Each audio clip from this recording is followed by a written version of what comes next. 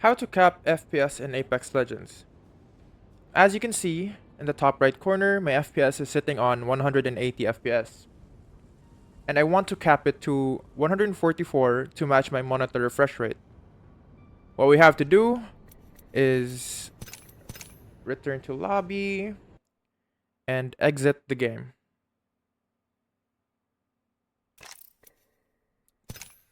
Once the game is closed, let's go to Steam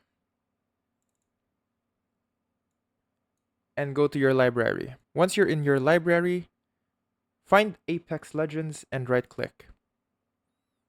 Go to Properties, and here in Launch Options, let me just delete this real quick. Here in Launch Options, we have to type in plus FPS underscore max space and the FPS limit you want to set. So in my case, I will type in 144. After that, exit out of the properties and launch your game. Once you're in your game, let's test out if our FPS is capped.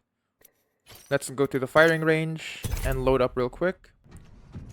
Okay, now that we have loaded in, as you can see in the top right corner, my FPS went from 180 to 144. That is how you cap your FPS in Apex Legends.